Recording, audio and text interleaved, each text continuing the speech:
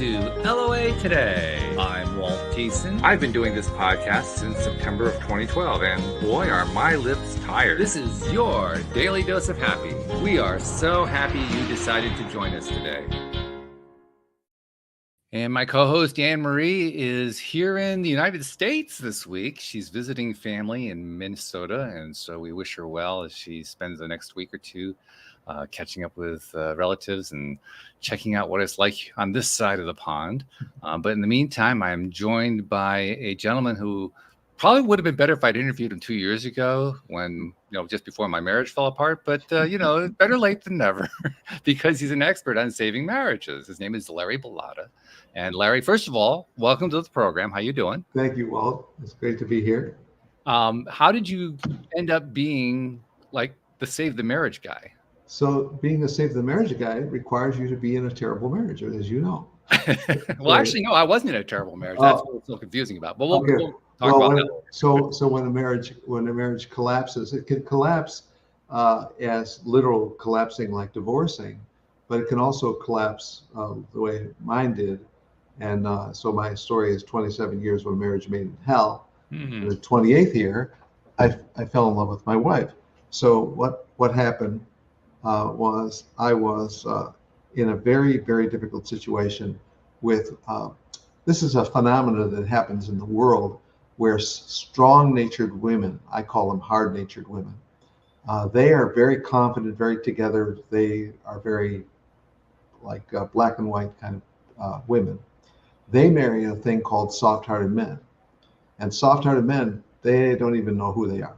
But what they are is men who really care about relationships. They care about who likes them. They care about who's their friend, who's their enemy. They care about all about relationships.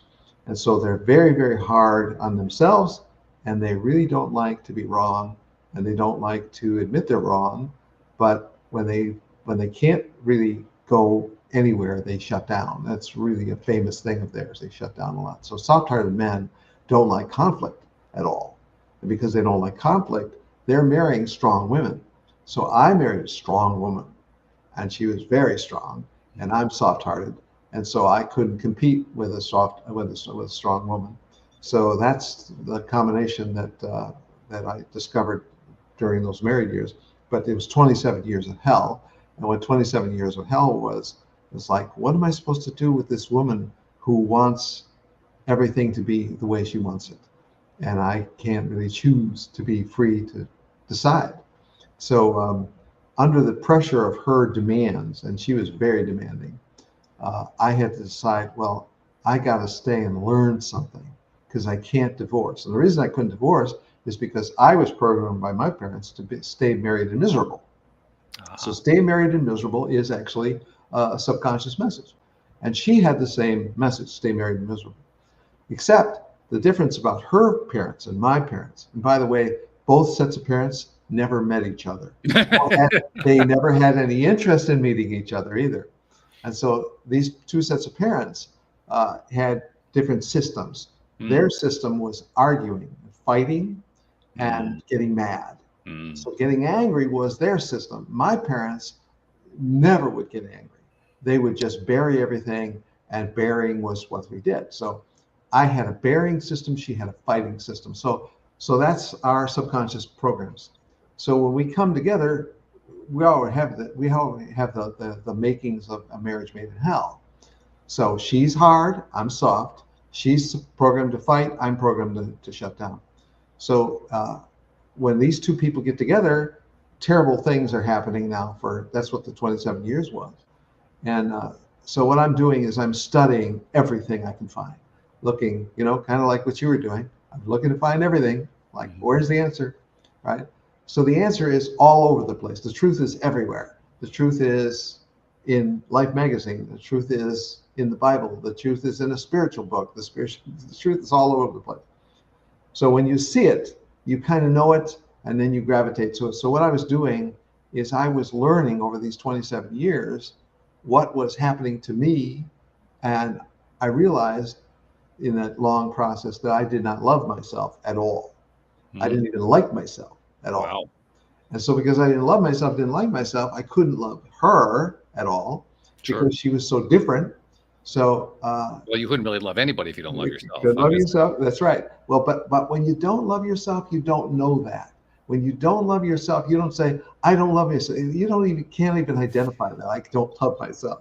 Right? It's just like, "Oh, I just love myself." Right? When you think it's some kind of physical thing, it's not. It's a sense that you have that you are okay, that you're legitimate, that you're likable, that you're yeah, an upbeat person in a world where you can be actually accepted as you are. Mm-hmm. Well, I didn't have that. So I don't actually have the wisdom to even know that, right? So going through all this process, what I'm doing is I'm writing to myself year after year after year, pages and pages, thousands and thousands of pages. What I'm doing is I'm collecting all the things I'm studying.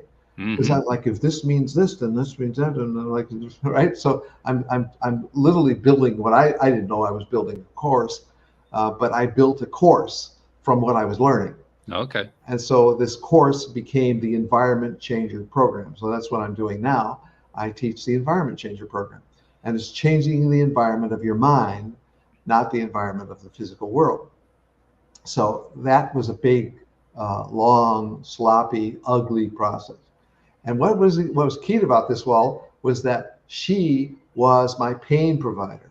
She supplied all the pain for me, all the rejection, all the criticism, all the blame, all the the you're wrong, you're stupid, all that stuff was there, so that I could start to find out who was I, right? So in other words, you're pelted with pellets while you're learning about who you are.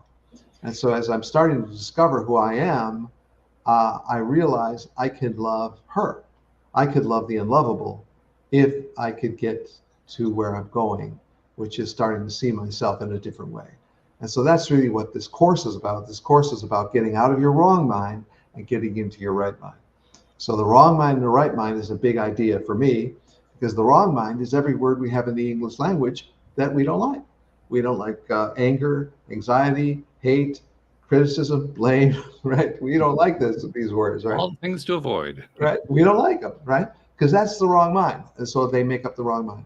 So what's the right mind? The right mind is all the words we love in the English language: kindness, peace, joy, forgiveness, beauty, thoughtfulness, right? All those words. We got thousands of those. So 1,000 wrong-minded words, 1,000 right-minded words. Why is those words so important? Is those words are the words that contain the energy of the wrong mind and the right mind. And so when I say contain the energy, I'm talking about the whole personality of the word and all of its synonyms. So when we pick a word like forgiveness, forgiveness has a bunch of synonyms to it. And when we put them together, we start to feel the energy of forgiveness. It's not just the word. You have to take all the synonyms and put it together. And when you do that, you now have the energy of forgiveness. Or if we thought thoughtful, lots of synonyms. So the same on the other side, on the wrong-minded side, all the synonyms of resentment, right? That has a bunch of synonyms. Uh, uh, what's another? Worry. Worry has a bunch of synonyms, right? So when you think about wrong mind and right mind, now you start to feel like, oh, all the words of the English language that we don't like, all the words that we do like. That's a very simple idea. I want to move out of the wrong mind, the words I don't like, into the words I do like. And those words are not just words; they're all energies, right? So what is changing the mind? When you're changing the mind, you're changing the energies. And what you're doing is you're taking what in the world we thought that was nothing, but the ideas are what I believe, what I imagine, and what I think. And when I take these words, these are activities. You only do them in your mind. When you think something, when you believe something, when you imagine something, that's all in the mind.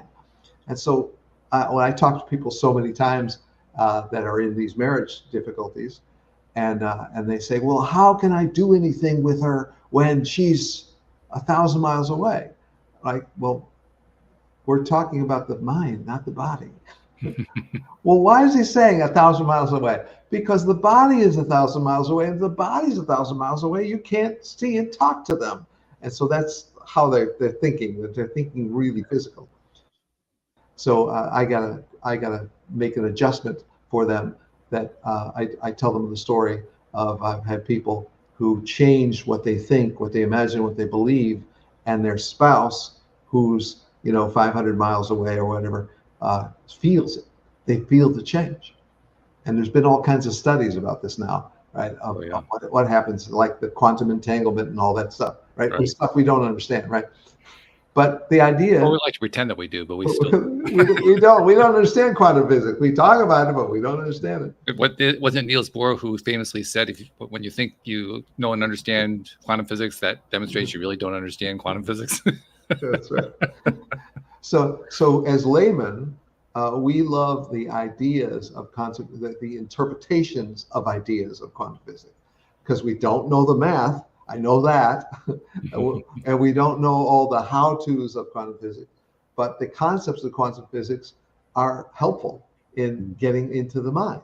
And so when we start to get into the mind, we start to really realize that what we think, what we imagine and believe, changes the setting outside. Because what we have inside is we have 3 dimensions. We have height, width, and depth. When we go out into the world, we have height, width, and depth. So we got 2 worlds, a world inside that can't be known other than imagination, and we got a world outside that can be seen with apparently what we think is as the 5 senses. So the 5 senses we think tells us everything, but it doesn't tell us anything at all. And what's going on inside really has amazing power, because we can't even comprehend what think, imagine, and believe can do. But that's really what I'm teaching right now is I'm teaching about what you think, imagine, and believe is the ability to get out of the wrong mind and into the right mind. And so there's a whole foundation of beliefs that you have to make the switch. Like, the idea that the body does anything, that the body can do anything. The idea that the mind can't do anything. That's a big belief that we have to move out of. We have to move out of that wrong mind of belief and move into the right mind of belief. So we've all heard about the ego, what the Vedic traditions and all the Far East and all that, they've written about the ego for thousands of years. And so we know there's an ego, we just don't know what it is. So in my course, I teach that the ego is Freddy from Nightmare on Elm Street. So Freddy is the ego from Nightmare on Elm Street. So instead of the ego, which is a concept, we can't see a concept, but we can see Freddy. He's got the hat, he's got the gloves, he's got the red and green sweater, right? He's got the burned face, right? That's Freddy. And so you don't even have to see a movie of Nightmare on Elm Street to know that there's Freddy.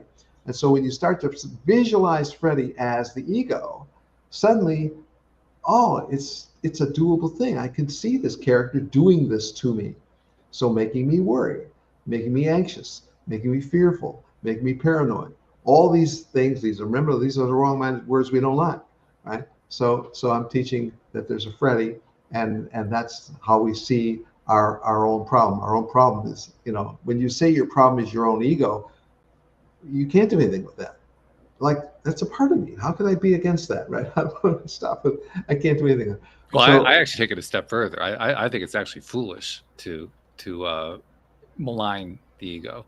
To say, I really do. I think it's a mistake to say that the ego is, well, to use your example, to say that the ego is Freddy.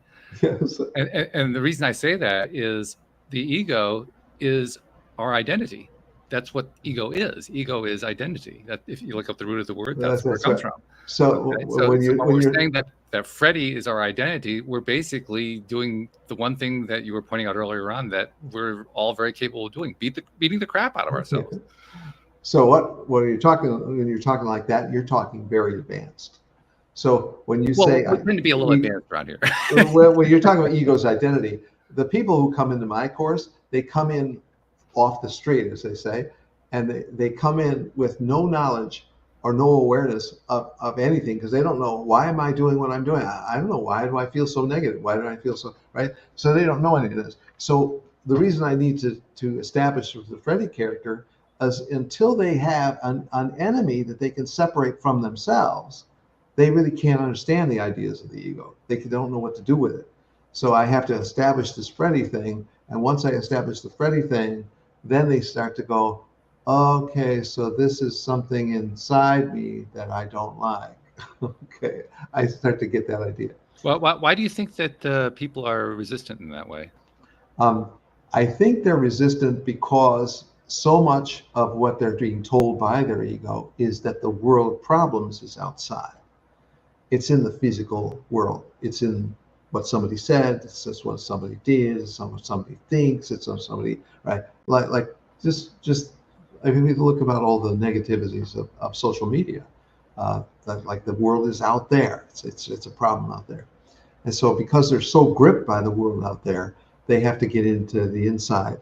And that's my inner illustration of what the ego is, which establishes a separation between themselves, which is the right mind, and the ego, which is the wrong mind. So, I'm thinking of when you said the ego is our friend, this book, Radical Forgiveness, Oh, Colin yeah. Tipping. So he establishes that the ego is your friend because it's here to create all kinds of problems for you so that you can learn and grow and become something like. But that's a very advanced idea with the people I work with. Interesting. I'm curious about the antecedents, I guess you might call them, behind the people that you work with and how they end up in that place. You described quite eloquently your own story about how you. I think you described your relationship to your wife really well, about how she was the strong, dominant, criticizing one. You were the soft, Yes. all that kind of thing. And I suspect there are quite a few people who fit into that category. One thing I am curious about, though, and maybe you can help shed some light from the perspective of the male in that kind of relationship. What is it, do you think? I mean, you said it was your upbringing, but I have a feeling it might be more than that. What is it that you think leads a male to decide that they're going to basically allow themselves to get beaten up by their spouse? Because I mean, if it were me, I mean, my relationship with my ex was quite different from the one that you described. We actually had a really good relationship for a number of years, and then for the last 2 years, our communication fell apart, and so we ended up drifting and breaking up. And there's a whole storyline that my audience knows about. But the one thing that would not have worked in my relationship with her is if she had tried to do to me what your wife was doing to you. I simply would not have put up with it. Doesn't mean that I was the kind of person. I wasn't a dominant macho kind of male. I just would draw a line and say, no, I wouldn't do that. So I'm curious about the mindset that would. So you're talking about something that you had inside yourself, which is I would draw a line. So you ask yourself, why would I draw that line? I would draw the line because I have a good enough feeling about myself inside to say, I'm not going to let you treat me that way because I feel better about myself than you're trying to make me feel externally. Yeah, I would feel that I deserve to be treated better. Yeah, well, but I didn't feel good about myself, so I couldn't draw a line. Like I couldn't even scribble a line. You didn't even feel like you deserved it. No, because what she was doing is she was literally taking my feeling about myself and giving it back to me. Yeah, sure. Which is the mirror idea. Exactly, right? What a good mirror does. What a good mirror does. So when you want to know what's happening in my life, well, what's happening to the way people treat you? The way people treat you, that's what you're giving off. And so you're giving off these 7 invisible energies, what you vibrate and your sensitivity and your moods and your attitudes, all those invisible energies they're carrying out all these things that are in you. And so what's being mirrored back is what they're picking up. And they're picking it up and they're sending it back because nobody wants to be your mirror. What a creepy job that is. Oh, yeah. What a horrible thing. I'm feeling really good about myself, but now I feel bad when I'm around you. That's what happens to a mirror. Well, yeah, and it becomes a hall of mirrors in that sense. Yes, like a horror show hall of mirrors, because everything is just a reflection of horribleness everywhere that you look. You're like, oh, geez. Yeah, so that's what my 27 years of hell was. My 27 years of hell was trying to find out who am I, what's inside here, and what's being reflected back to me. And I think this is another kind of a quantum physics-y kind of idea. But if you look at all the people in the world and you say, are they really people, separate people in bodies with separate histories and separate clothes and separate attitudes. Are they really separate people in a physical world? Or are they ideas? They're ideas visualized by me. So what's coming out of me is visualizing characters. And the characters are coming into my world to do certain things because we think very physically. So perhaps what you're saying another way, are the people that I see in the world the way I think they are, or are they another way entirely? Well, what I'm saying with this idea is when you're looking at we're separating a body and a personality and a history from that to this person is not all those things. This person is an idea, and that idea is coming out of me, right? And so if the idea is coming out of me, my mind is creating people. It's creating people in this world that look physical and act a certain way and have these personalities. And I'm starting to see that the more I start to feel good about myself, the better these characters treat me. The worse I feel about myself, the worse these people treat me. And so that becomes like a slow discovery that some people can make and some people want to see. But when you take people and turn them into ideas, it's much easier to see them bringing back a feeling as something I can do. I can change how I am to change how they are, but I don't have to change them because they are me. They are me. The idea of turning people into ideas is fascinating to me because from my own perspective, my own upbringing and everything, not so much that I was taught this, but this is just how I evolved, how I developed. I always started with the idea of somebody else as the beginning of my understanding. It was over time that I left that behind in order to understand more about what they thought of who they were in order to shift that. I'm literally having trouble understanding what it's like to start from a perspective that doesn't treat somebody else as an idea of who I think they are. So I'm asking myself, well, okay, if you're not treating somebody else as the idea of who you think they are, how are you treating them? Well, the whole question is, if I'm making every character in the world, that's really what this imagination exercise is about. Right. If I'm creating every character in the world, that means that everybody out there is a reflection of myself. Sure. So the more I am against, like, let's just start with racism as an example. Okay. Right? What happens in racism? I was just at a like a theme park kind of setting, and there was everybody there. Mm-hmm. Everybody was there, sure. And there was no racism anywhere. Mm. And there could have been racism, but there was not. I'm thinking, and not only that, but everybody was really friendly. Right? Like, that's me now. Okay, I'm in a theme park setting, thousands of people, and I'm looking around, and there's no racism anywhere. You're not seeing any racism. Can't see it.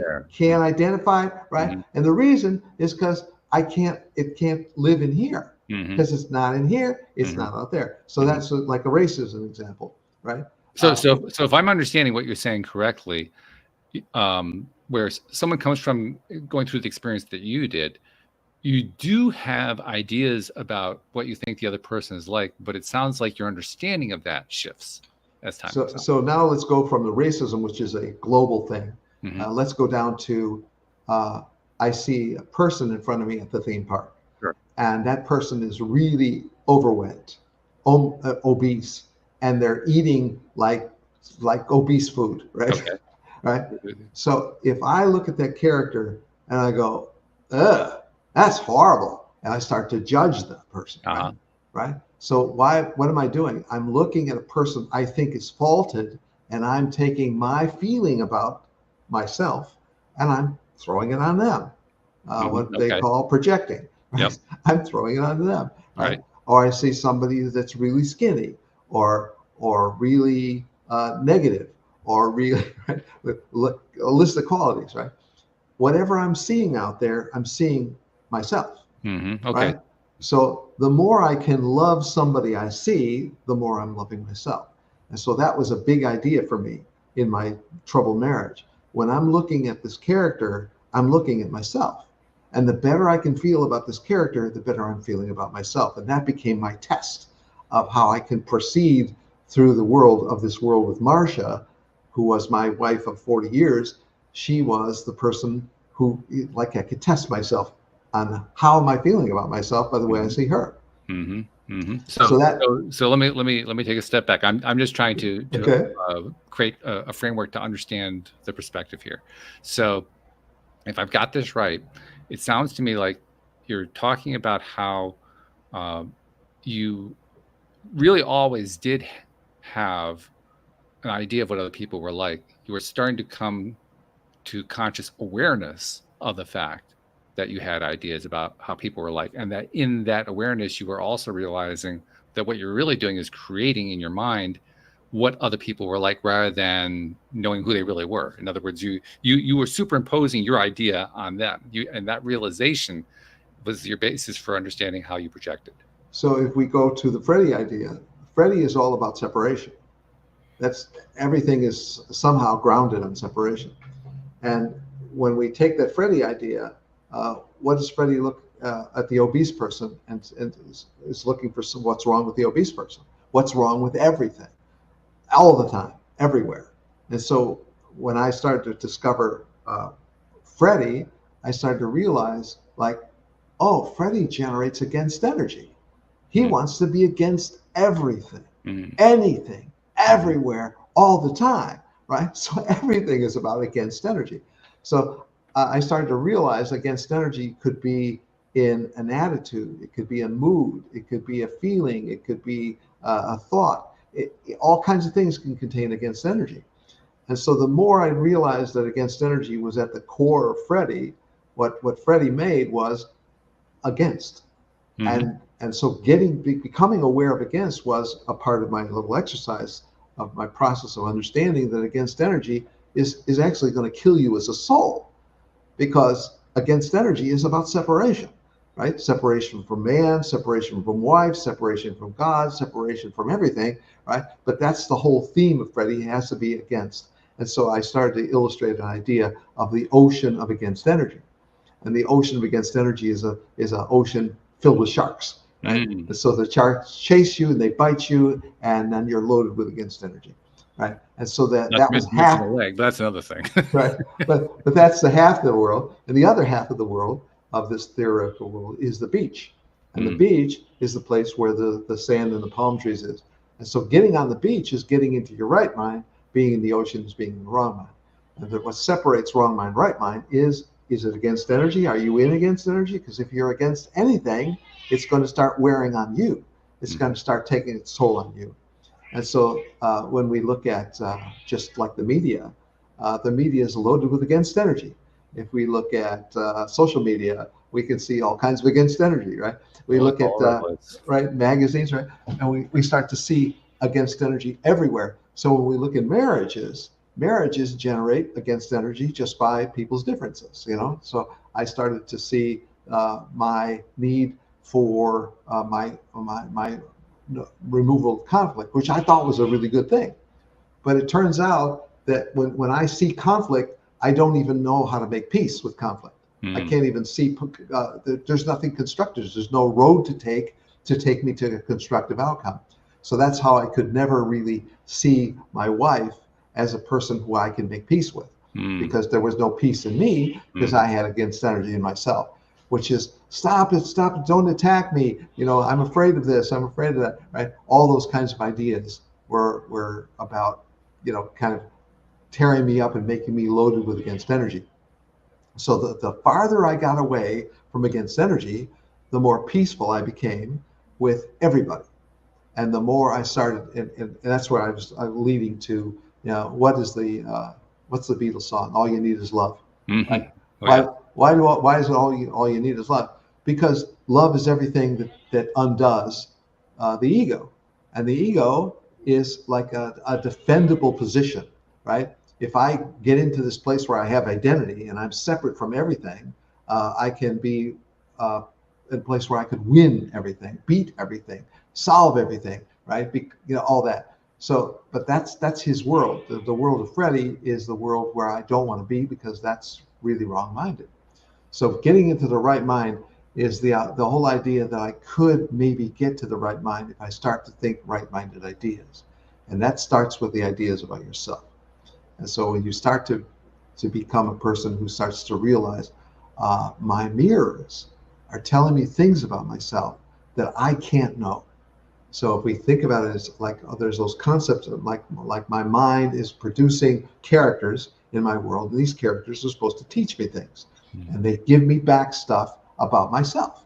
So they all are matching my inner energy, my inner feeling about myself, my inner level of against energy. All that they're showing that stuff to me. So if I'm like I was in that theme park example, um, if we think about all you need is love, what do I need in the theme park? Well, I need love for everybody that's at the theme park.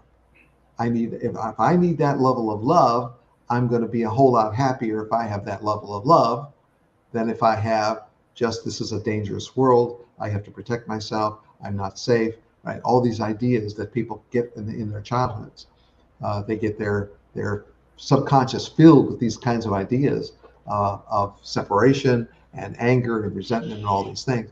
So what they do is they fall in love. There's this temporary little gap of peace, and then they start to get their mother and their father start to come from their subconscious with those messages, and now they start to take them over.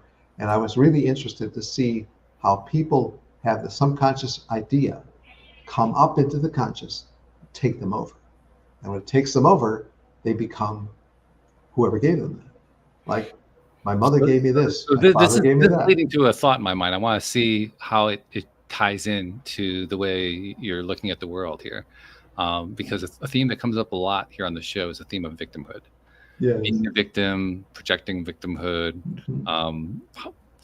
hanging on to victimhood, letting go of it, all that kind of thing. How does victimhood fit into this paradigm you're laying out?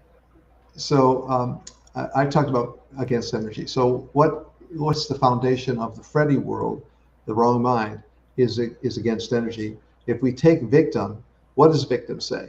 Victim says, you hurt me and you're wrong and I don't deserve this. And I could actually continue to be a victim and be rewarded for it. And if I get really slick at this, I can be a victim and be looking pretty sharp because I could turn, like I had a thing I did with my wife in the early years. I would go to her family and for a visit. And then I would say, you know, Marcia doesn't let me have friends. Okay, so I didn't say it that way, but I hinted at I would have more friends if Marcia would allow me free time to go out and make friends, right? And so what they did is they turned on her, said, why don't you let Larry have friends? Right? So there was a lot of things like that where I was a victim. And it was paying me rewards because they were short-term rewards because they, you know, like I felt really good when her family turned on her and attacked her and didn't attack me. Yeah, well, it's a very important point because it's one of the reasons why people get stuck in victimhood is because there are payoffs for it. There are payoffs. We tend to kind of overlook that part, but it's true. There are a lot of payoffs to being a victim. Yeah. So when you're living like a victim, I say short-term rewards because after they said, why are you doing this to him?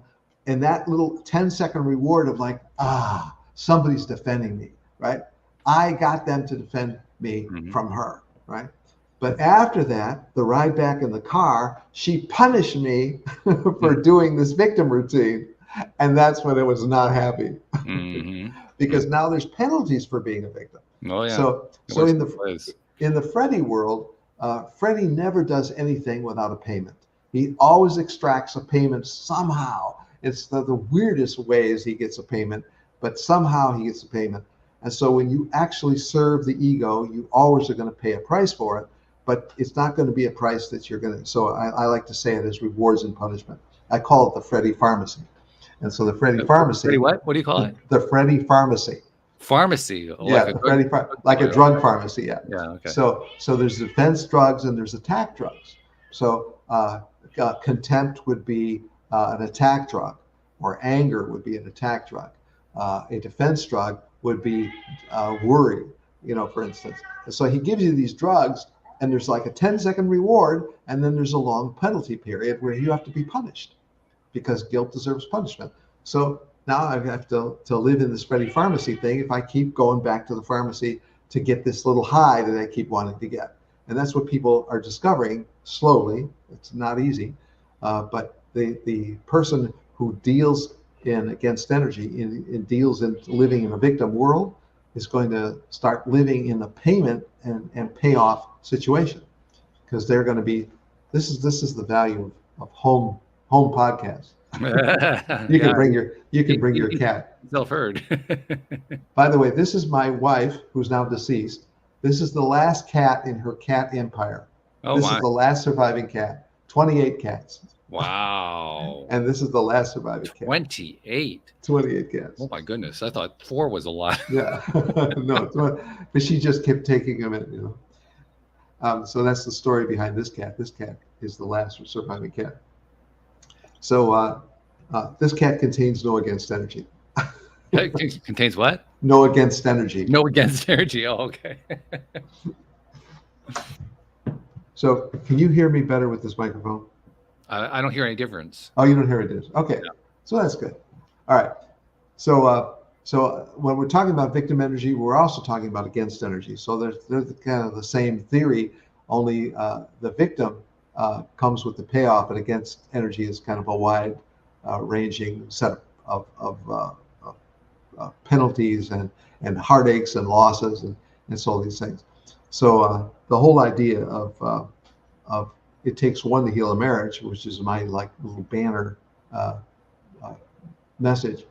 It takes one because one person stops becoming a reactor and starts becoming a creator inside the relationship. Sure. So as a creator in the relationship, they're getting out of the wrong mind into the right mind. And so what they're inspired by is the idea that I could live in my right mind more and more and more, regardless of what my spouse does. And more because I have a vision that one day my spouse will say, I want to be like you. My spouse, my wife, my husband will say, I want to be like you. And that whole idea of inspiring a person to say, my spouse wants to be like me. How good a thing is that, right? Well, it's a surprise when you hear it for the first time. Well, it's a kind of a vision that you have to have. That I'm not doing this. I'm not doing this change in myself because I want you to give me a payment. I want you to give me a kiss or a prize or a hug or sex. I don't want any of that. What I want is I want to know that I'm moving to my right mind because I'm getting happier. And as a result, you may one day say, I want to be like you. And it might come as a big surprise that you hear that, but that's a vision that you have in your mind.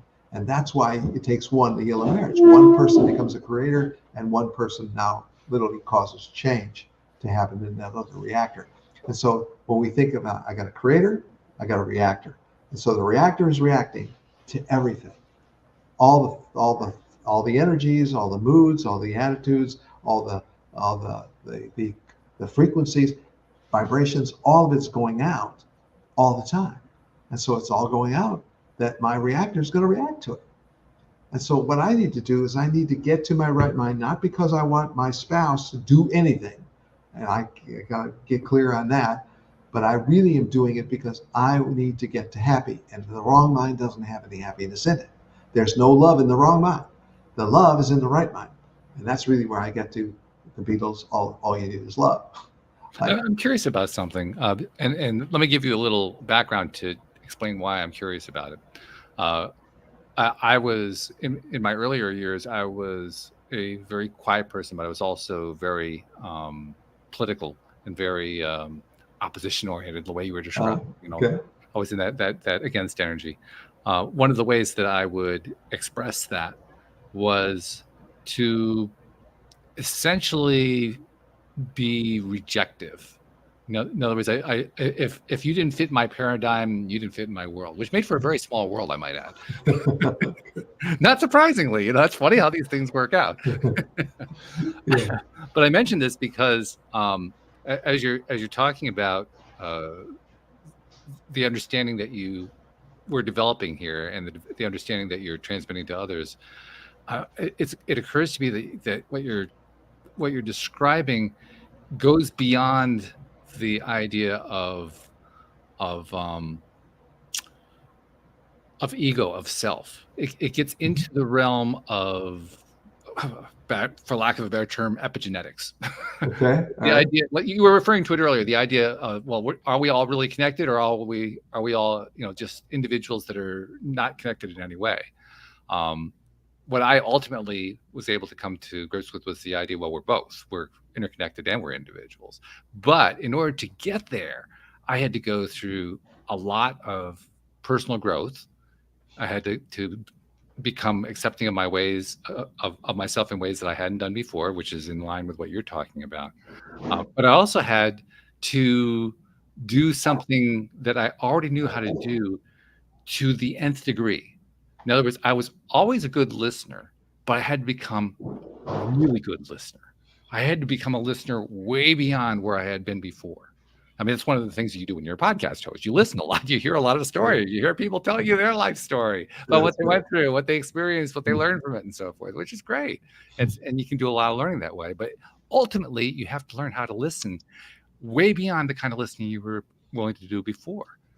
And the funny thing that happens is, this is just my journey, my route. But on my journey, I found that the more I listened, not only did I learn more about others, I learned more about myself. Listening taught me about myself.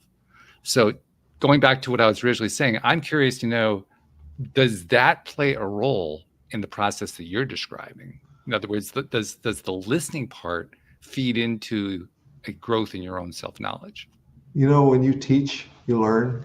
Yeah. And you're pointing out that when you listen, you learn. Exactly. Yeah. Because what is happening when you're listening to what they're saying, you're bringing these ideas in. And when you're listening, you're bringing them into your mind, and in your mind, you're going, well, how does this fit with that? How does this fit with this? Mm-hmm. And how does this fit with this cherished idea that I have about this? Right. So I have the premise that there's no things in the universe. There's only ideas. Ideas are all there is. And because it's all ideas, that's what shrunk me down to every person is not a body, because a body is a thing. But if we look at every person as an idea, everything's way more movable, everything's way more flexible. But when a person becomes a body, they become a thing, and a thing is a slow-moving object. And everything is really slow when it's a thing. But when it's an idea, everything's moving a lot faster. And so when you start to see you're talking about energetic shift is what you're really talking about. Yeah, that's a big shift of energy. And when you talked about when you're listening, you're learning, and when you're teaching, you're learning, because when you're teaching, you're thinking about, why do I even think about it this way? Why do I think about it that way? And then you're carrying your ideas to your listener, and as a teacher, and then when you become a listener, you become a kind of like a reverse teacher, where you're taking on ideas, but the ideas are starting to bump into other things that you held, but start to wonder, oh, maybe I don't want to hold on to that anymore. Well, exactly. And I'm thinking right now, one of the things that I learned through the listening was just how much I had allowed thinking about things in terms of being right or wrong to get in my way. That's right. I began to realize that just framing it as right and wrong was instantly going to lead me in the wrong direction. So when you were talking a moment ago, actually at the very beginning, when you were talking about whether you like stuff or didn't like stuff, that really resonated with me, because that became my go-to. Instead of saying this is bad, this is good, this is right, this is wrong, I said, well, I just don't like that. I do like this. And it took all the moral sting out of it, took all the ethics out of it. And now it just became, well, I like it or I don't like it. Very simple. Which you were actually talking about meaning. You were assigning meaning to things. Yeah. And the meanings, when they were really rigid, they were really rigid. Oh, yeah. Right. As ideas, right? Because they were so rigid. But once you started to expand your meaning, everything became more free and more open to interpretation, and more for sort of nuances and versions of meaning that you hadn't assigned before. Because when you look at life as every part of life You think about in terms of the meaning is really, you've got to find a way to take meaning and make it more flexible, more open. If we go back to racism, what is racism? It's a restriction of meaning. It's getting really, really small. And if it's really small, and you load against energy into that meaning that's really small, you got a racist, right? And so now everybody's coming out against racism, but racism is still there. It's just buried. It's secret, right? Because people have not secret anymore. It's actually becoming a lot more apparent, but that's another story. but just finding people that are living that way. When you're racist in any form, you're going to be very restrictive in your meaning. And when your meaning shrinks down really small, your whole world is getting smaller, and it's getting harder to live in. And I think that's probably what happens to a lot of people when bad things happen to them. When bad things happen to them, they have to find a way to expand their meaning and not be so right and wrong, because that's one of the things that causes people to be if we look in the characters of the media, you know how they try to simplify characters to be like 2 dimensions or 1 dimension, or right?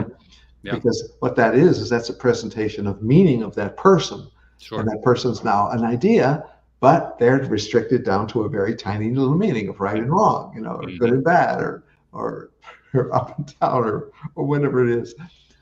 What also becomes really fascinating about that, I think, is that when people get into that small mindset, I think that's a nice way to summarize what you're describing there. That small mindset, they don't really realize how consistently they're basically trapping themselves. They're putting themselves in a place where they can never win. But that takes a big picture interpretation to see that they can't win. It does. Yeah. But when you shrink down the meanings really small, like that's my enemy, this is my friend, that person's going to give me something, that person's not going to give me something. That's a real small shrinking down of meaning. It is, yeah. Yeah, and so that's why I had to expand everything out until I was expanding out. Like a person is not a body. A person is an idea. And so this is a world of ideas. So everything exists here because of ideas. Like anything that exists anywhere was an idea. It wasn't a thing. Well, let me ask you one other thing here, because I understand where you're going. I get the gist of it. I want to see how this other concept fits into it. It's one of the key things I had to learn about myself and to learn about others as well. And that was the role of emotion, because I came from a mindset and basically an upbringing that taught me that the world was mechanistic, that the world is basically this great big machine, or all these machines, and we just do machine-like things, and that it's all based on logic and reason. And if you can master that, you will master the world. Newton's law. By the way, what's that? Newton's law. The Newton's law, right? Yeah, it's the Newton approach, right? And which, by the way, is exactly why my business collapsed in 2008. But that's another story. The bottom line, though, is that I had to come to grips. I had to come to terms with the emotional side of things, and to really come to understand that the universe is essentially an emotional universe. So I'm curious to know, how does this tie in to the model that you're talking about? So if we go to what we're looking for, so we're looking to be happy in all circumstances. That's what if we had the 2 skills that would really help us, it would be happy in every circumstance, and it would be to influence without a word. If we can be happy in every circumstance, if we can influence without saying a word, that would be a really good way to say, I'm in a much better world now, because I can be happy in any circumstance. That means every condition that is attracted to me, law of attraction, every condition that's attracted to me, I'm happy with. I'm content with it. And it's giving me instructions to make a change or whatever I've got to do, but that's really okay. I'm happy in every circumstance. And now, how about influence without saying a word? What am I doing now? I'm going to influence everything around me with my thoughts, with my feelings, without a word. Why am I not saying a word? Because my energy is carrying it. All my ideas are in my energy, and everybody's feeling it. And if they like me, it's because I feel good about myself. If they don't like me, it's because I don't feel good about myself.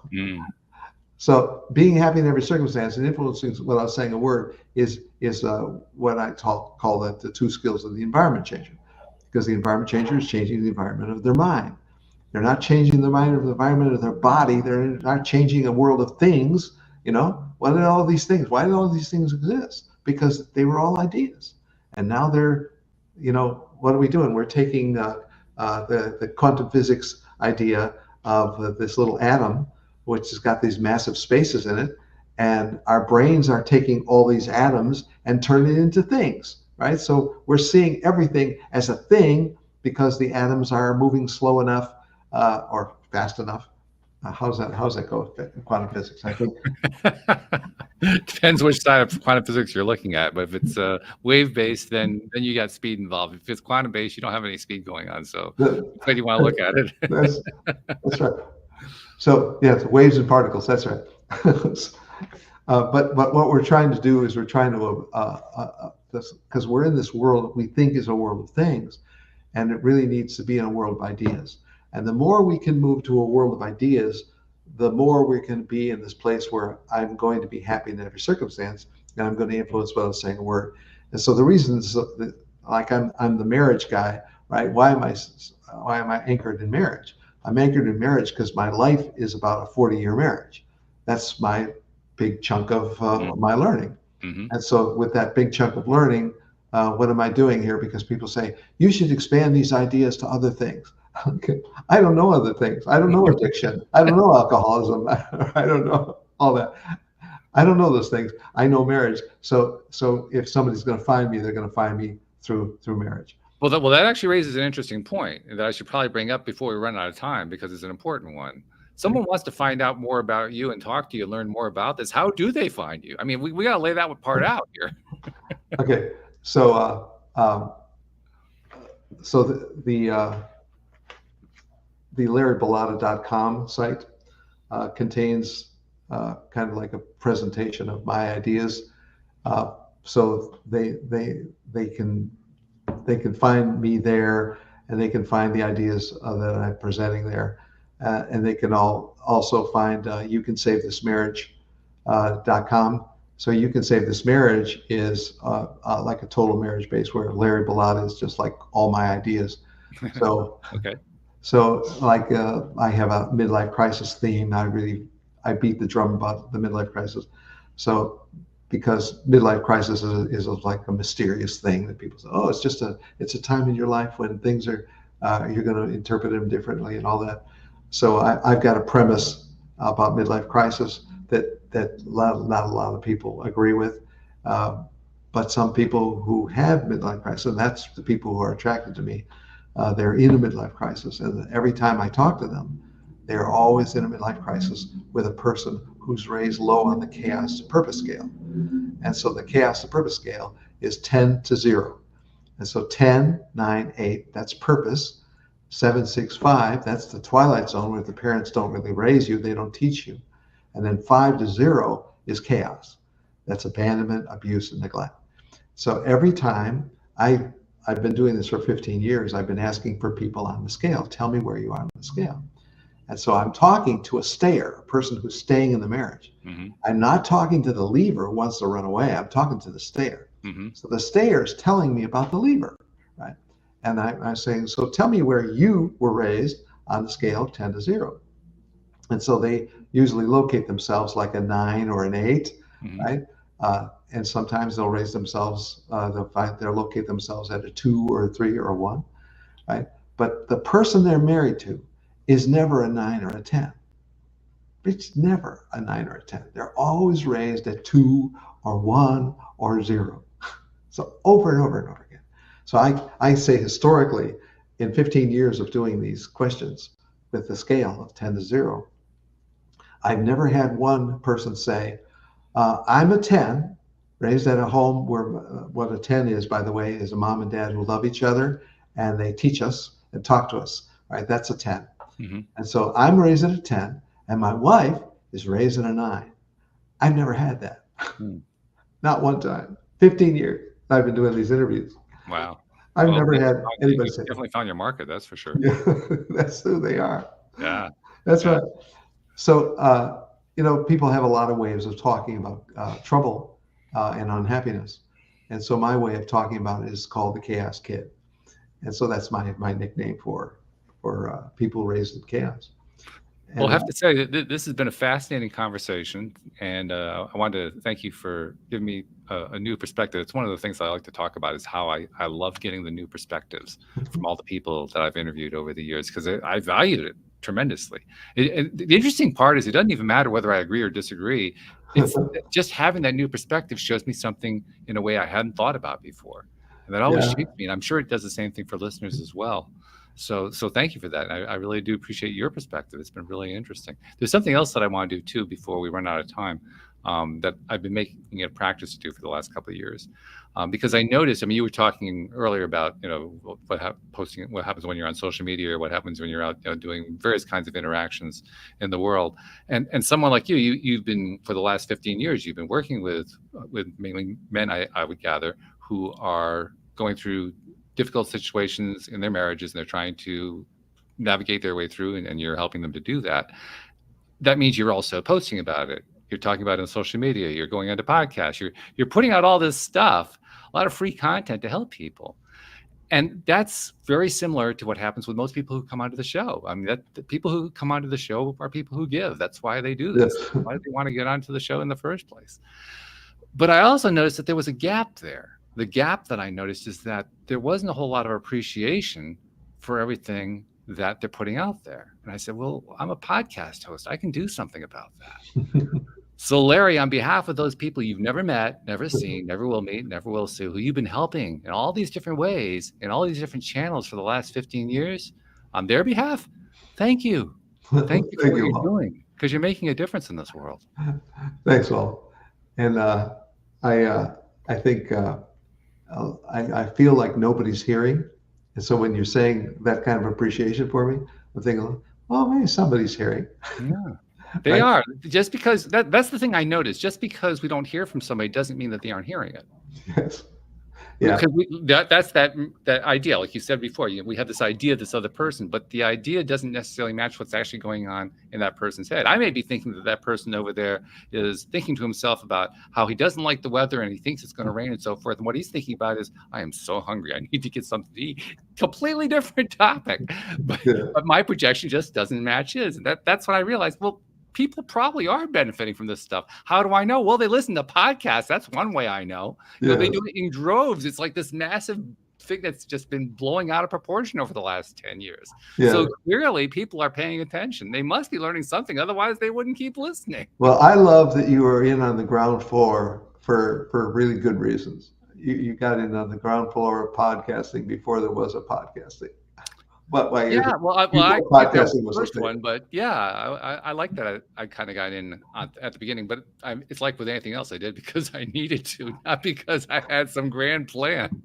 That's right. That's what we all have. We all have, because I needed to. Like I was not inventing a course. I was just trying to survive. That's right. Exactly. That's the way it works. Well, so Larry, thank you so much for joining us on the show and sharing your story. And boy, best of luck with what you're doing. And we'll make sure that we'll include in the show notes the links to your website so that make it easy to find you. But thank you so much. Thanks, Walt. Great interview. All right. And thank you to our podcast listeners everywhere. We'll see you all next time here on LOA Today. Goodbye, everybody.